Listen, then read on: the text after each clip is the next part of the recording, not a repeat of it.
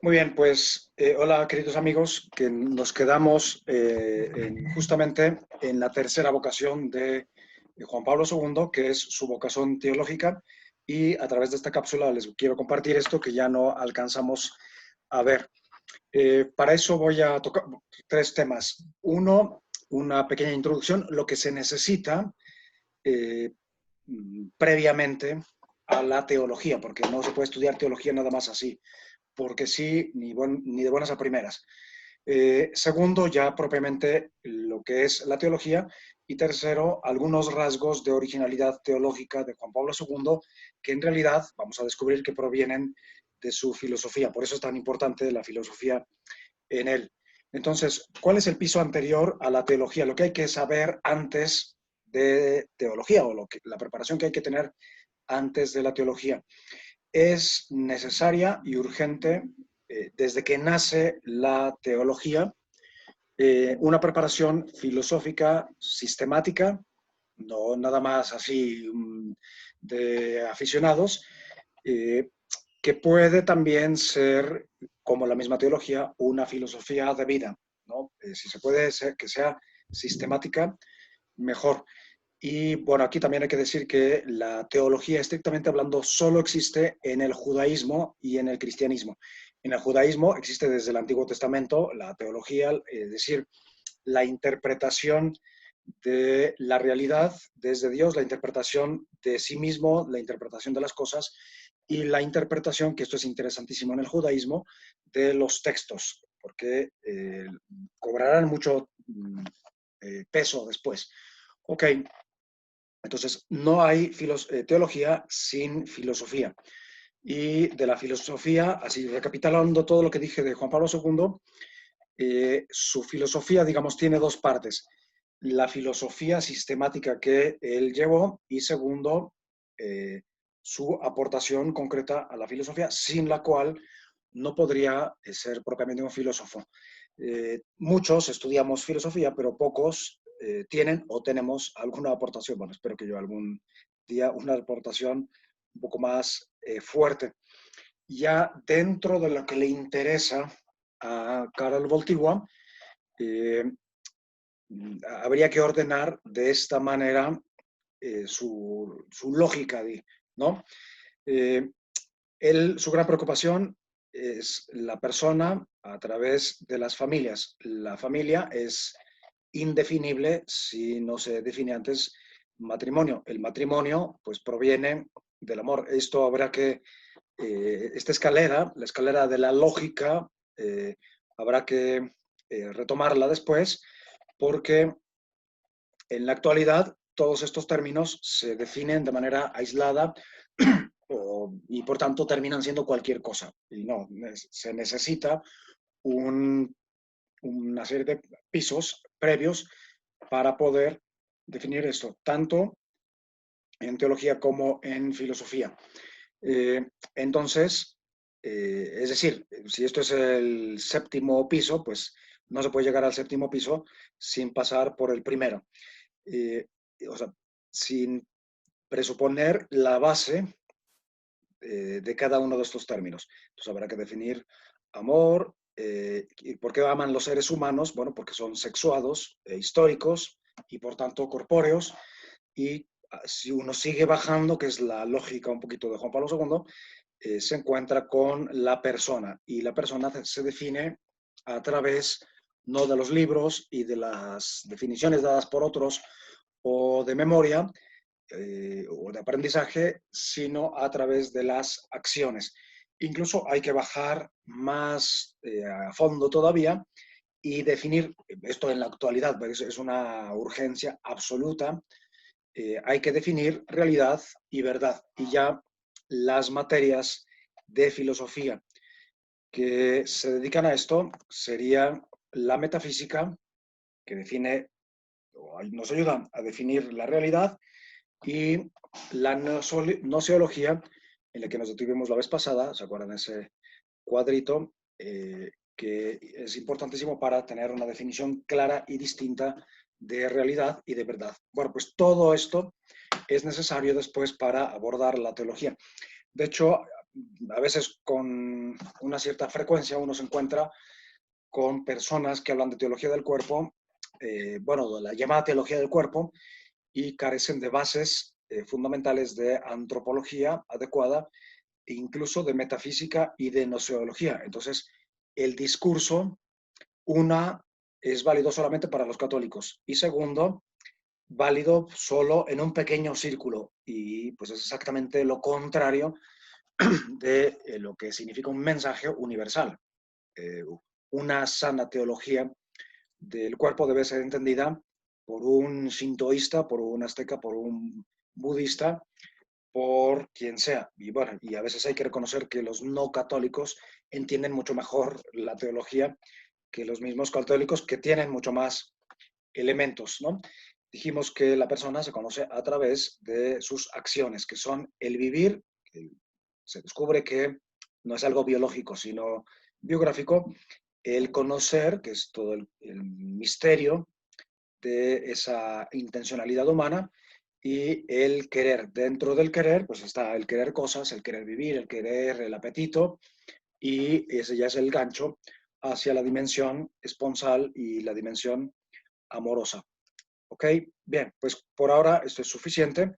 La finalidad de todo esto, uno, es salir de la masa, salir de la caverna, tener fundamentos propios e ideas propias, tener una altura de vida y de cultura capaz de ofrecer e iluminar y no repetir siempre lo de siempre, como siempre, y a los de siempre, tener una fuerza nueva y una motivación profunda, lo que en los evangelios se dice odres nuevos para un tejido nuevo y estar en el claro del ser. Eh, y pues en el fondo, teología, ya con esto nos metemos a la teología, sin mayores preámbulos, teología es una perspectiva, una forma de vida y una, pues la búsqueda de una nueva ecología eh, existencial. ¿Qué significa? Ahora sí vamos a la teología, que es otra dimensión de estudio apasionante, una ciencia, ¿no? ¿Qué presupone la teología entonces? Presupone la filosofía, presupone una sabiduría de vida y presupone una, la fe, ¿no? Sin la fe, pues se podrá hacer fenomenología de la religión, una cierta teodicea, que es una materia de la filosofía, o un área, pero difícilmente se hará teología. Si yo les pregunto a ustedes qué es teología, todos van a responder la ciencia de Dios. Y con, o sea, decir eso y no decir nada es exactamente lo mismo, porque se queda en lo etéreo. ¿Qué es teología? Es un tratado, o sea, etimológicamente, y ya después realmente.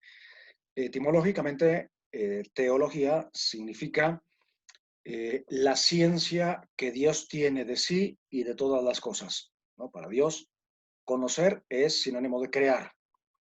Entonces, ya con eso nos deja la etimología pues en un campo vastísimo. Ya después, a lo largo de la historia, teología pues ha ido significando cosas muy diferentes, aunque sí tienen algo que ver entre sí.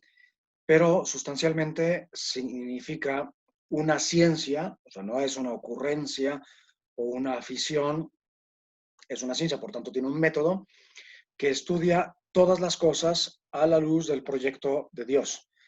Eh, Hay muchas definiciones o perspectivas de teología, por ejemplo está la de San Buenaventura, San Agustín, Tomás de Aquino.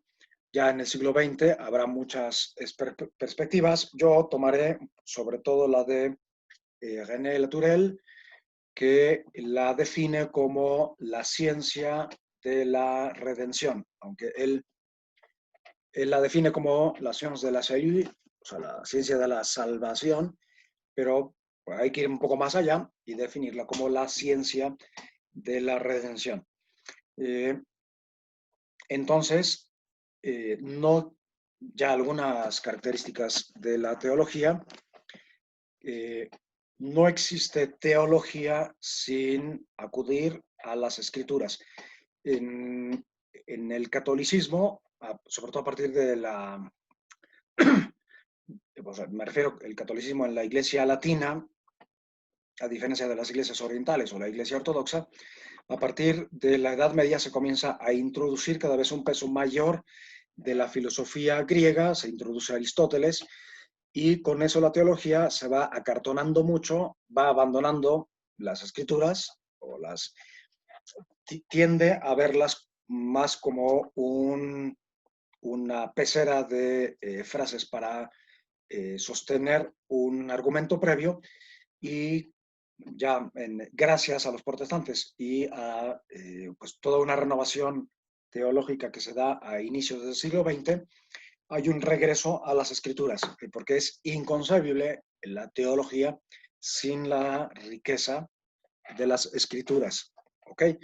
Entonces, de hecho, a lo largo de la historia, la teología se divide un poquito artificialmente en, después lo veremos con más profundidad, pero se divide en teología positiva y teología sistemática o especulativa.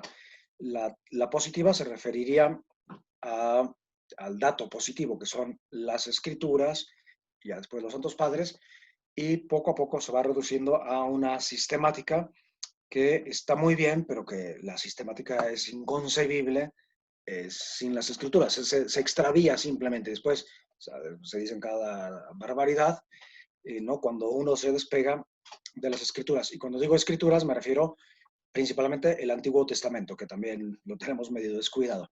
Muy bien, ya subjetivamente, teología es la ciencia que Dios tiene de sí mismo. Eso sería la definición propia. Entonces, por eso es tan importante, porque de alguna manera teología es meterse en esa perspectiva. Dicho con palabras así muy pobres, hacer teología es ver las cosas como Dios las ve. Esto es, o sea, si lo pensamos a fondo, uno, es imposible, y segundo, es bastante pretencioso. Tercero, habría que justificarlo. ¿Cómo puedes ver las cosas de Dios? Porque también ha habido una cantidad de iluminados, exaltados, y que terminan siendo unos totalitarios. Entonces hay que ir con mucho cuidado, ¿no? Entonces, definición de teología, objetivamente la ciencia que estudia las cosas desde el proyecto de Dios, y eso, dos, la convierte en una perspectiva. Lo que se sostiene, lo que sostiene la teología es la fidens querens intellectum y el intelecto querens fidem. La fe que busca entender, bueno, hay una figura que ya se hizo famosa, aunque ya también tan famosa que ha desaparecido, que es la fe del carbonero. La fe del carbonero es la fe del que no necesita la razón. Bueno, pues está muy bien, pero tarde o temprano el carbonero necesita dar razón. Es decir, la fe tiene que buscar la inteligencia de las cosas, y la inteligencia necesariamente tiene que acudir a la fe. La teología, entonces, es una ciencia, y también, como es una ciencia, es también un método. Y desde el punto de vista del método se puede dividir en dos, en teología positiva y teología sistemática. Esto aparecerá más adelante. ¿Cómo se divide la teología? Pues según lo que busque, según el fin, se divide en teórica y práctica. En realidad no hay teología que no sea práctica, y no existe la teología que no sea teórica. ¿Pero a qué se refiere teórica o práctica? Teórica significa pues que la finalidad de quien estudia teología pues es llegar al sacerdocio, conocer o, digamos, permearse, crecer culturalmente. Y práctica es la necesidad urgente de hacer teología para abordar un tema. ¿Qué temas urgentes en la actualidad hay? Por ejemplo, la ecología. En la teología tradicional pues existe el ecumenismo, la pastoral y otras prácticas, pero pues, en la actualidad habría que hacer una teología de la ecología, Ha habido una teología de la liberación, por ejemplo, que en realidad son varias teologías, teología de la esperanza. Habría que hacer una teología del cuerpo, entonces ya son prácticas, ¿no? Después, respecto a la materia, pues se suele dividir por áreas. O sea, la teología no es una nebulosa, tiene como la filosofía unas áreas, ¿no? La teología fundamental, la antropología teológica, la teología moral y diversas áreas. El derecho, la historia, cómo se apoya sustancialmente en las escrituras, aunque más bien habría que decir en la revelación, eh, pero principalmente la revelación está en las escrituras, y eso a veces los católicos lo olvidamos. Eh, y también aún en una cierta revelación que hay en las cosas, en las personas, en una fosforescencia, y pues Juan Pablo II más bien va por ahí.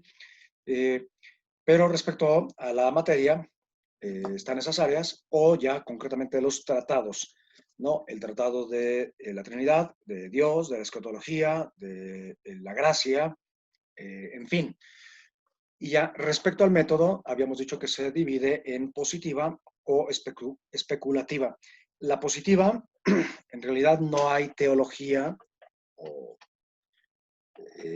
teología que se precie de llamarse así, que no sea positiva. ¿Qué significa positiva? Que este es el método, lo que yo les pongo aquí.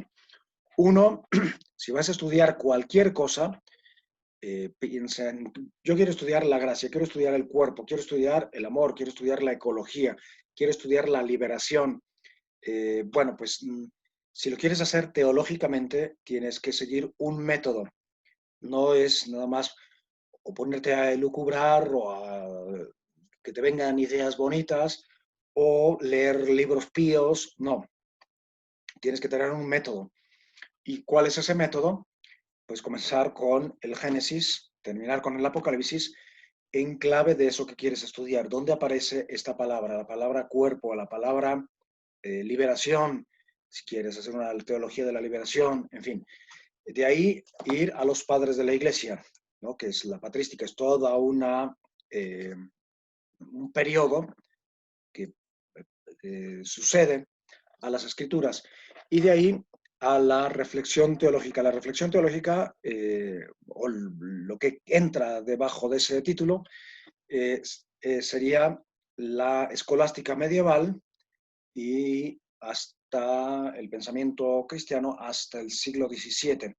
Y a partir de ahí, el magisterio, ¿no? ¿Qué ha dicho el magisterio?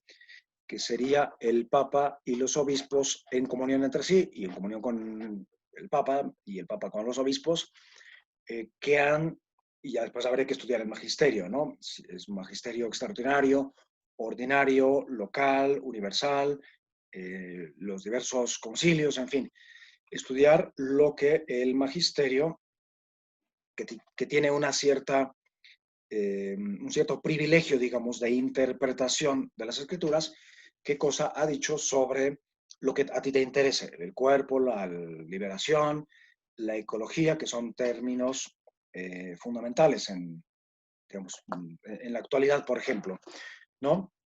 Y ya después ir a una conclusión. La Edad Media es, digamos, es el periodo que viene después de los Santos Padres. Me quise detener un poquito en ella porque es especialmente interesante. ¿Por qué? Porque concibe la creación, concibe todo lo que existe, lo concibe como un gran libro. Y por eso las catedrales, cuando realmente serían catedrales como Dios manda, no a veces ahora pues cualquier plasta o cualquier garaje le llamamos catedral o iglesia, no, cuando se hacían las cosas como Dios manda, eh, pues se entendía todo como un libro. Entonces está el libro de la naturaleza, el libro de las escrituras, el libro de la historia y el libro de las ciencias. Y todos estos cuatro libros entran en estas grandes catedrales, que se leen como libros, se leen incluso con páginas. Y ya después la Capilla Sixtina será hereditaria de toda esta riqueza, ¿no? En la que todas las realidades humanas, vegetales, animales, minerales, entran en este gran libro que es la creación, que desde dentro se ve como la bóveda celeste y desde afuera se ve como pues el mundo tal como lo ha escrito Dios, ¿no? Es apasionante por eso ese periodo. Ya después la división de la teología sería eh, en estas áreas: fundamental, dogmática, bíblica, moral, pastoral y después el derecho y la historia. La teología fundamental nace y suele estar muy ligada a la apologética.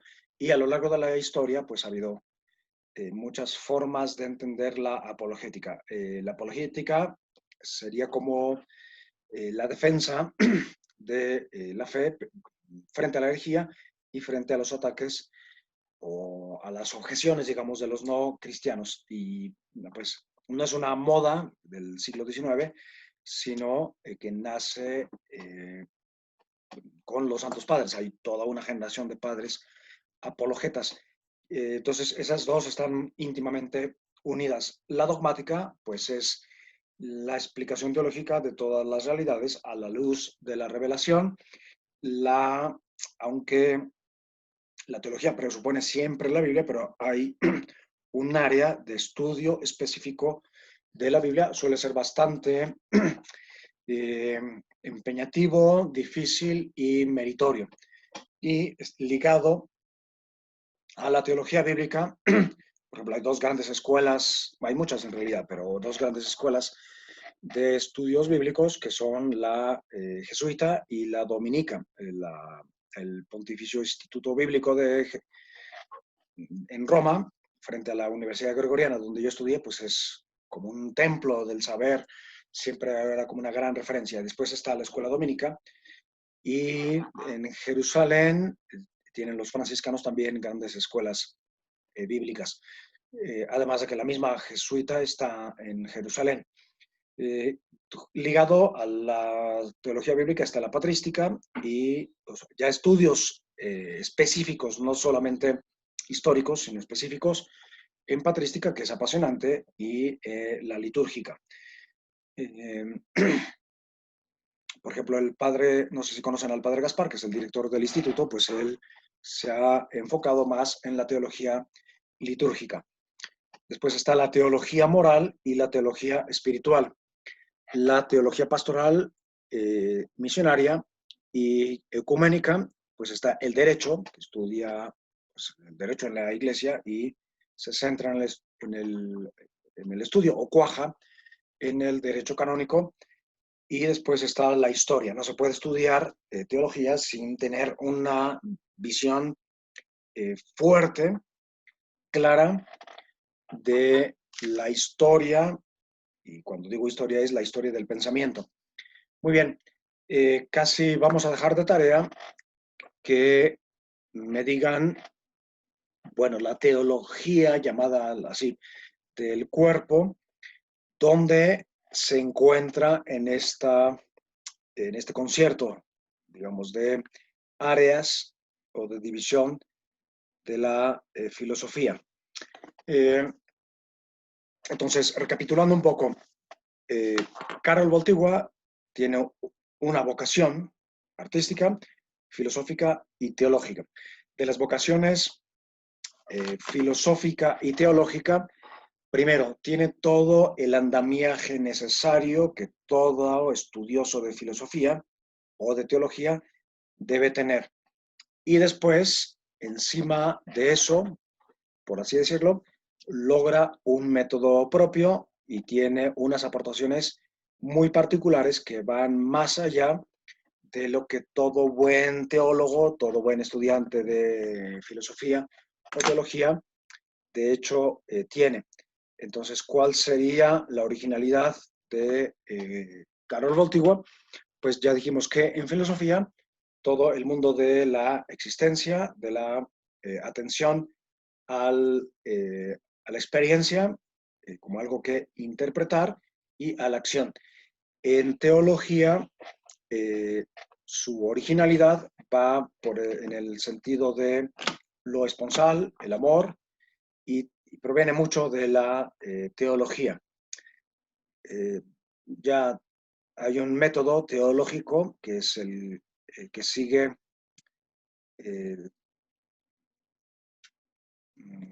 Francisco de Asís, pero voy a saltármelo un poquito. Ahorita regresaré a él para hablar sobre la originalidad de Juan Pablo II en teología. Su método de acercamiento a la realidad humana, dijimos que es una especial atención a la acción y a la experiencia. Y en realidad esa es su originalidad también en teología. Aunque es algo filosófico, esto lo va a arrastrar hacia la teología. Teológicamente, pues su atención a la experiencia y su interpretación. Eh, entonces ya en esos manuscritos polacos que darán origen a las 129 catequesis, pone especialmente atención y menciona y desarrolla el análisis de algunas experiencias originarias, ¿no? Que necesarias o necesitadas de interpretación. Algunas de esas experiencias originarios significa que se da en cada ser humano independientemente y del contacto, digamos, o del aprendizaje, ¿no? ¿Cuáles son algunas? Bueno, la soledad, el sentimiento de desnudez, la experiencia de unidad o de necesidad de unidad, que esas experiencias pues las desarrollará en esas catequesis. La importancia de la comunión, o sea, la intersubjetividad, el individuo, o sea, la persona no es un ser individual, sino que es pareja, es interrelacional, es intersubjetivo y es un ser de encuentro. El cuerpo revela, es otra de las originalidades teológicas, pero que proviene del pensamiento filosófico de Juan Pablo II, que el cuerpo no es cualquier cuerpo, sino que revela la esponsalidad y su estructura corpórea revela la comunión, de manera que cuando Carol Voltigua trata o habla de los tratados de antropología teológica, porque a eso dedica los 3 primeros ciclos de las catequesis, lo que ya después se llamará teología del cuerpo, en la primera gran parte o los primeros 3 ciclos, donde siguen un esquema típicamente antropológico, no los va a estudiar, pero esto ya lo veremos en la sesión siguiente. Ahorita estoy adelantando ya como originalidad de la teología de Juan Pablo II. Tendremos que estudiar y dedicar una sesión entera a la llamada teología del cuerpo. Ahorita simplemente estoy adelantando algunos rasgos de la originalidad teológica de Juan Pablo II que vamos a descubrir ahí y ya lo veremos de manera ordenada. Pero Juan Pablo II no concibe la creación, la redención y la escatología, no las concibe como una realidad individual de la persona, sino siempre de pareja y comunitaria y esponsal. Si no sabemos lo que es esponsal, no se preocupen, ya iremos desgranando eso. Después están la clave de toda la teología de Juan Pablo II, que no es solo teología del cuerpo, es el amor. Él en su doctorado en teología estudiará a San Juan de la Cruz. San Juan de la Cruz es el gran traductor de todos los tiempos, aunque hay otros muchos grandes místicos, es el gran traductor del Cantar de los Cantares. Entonces es inconcebible la vida sin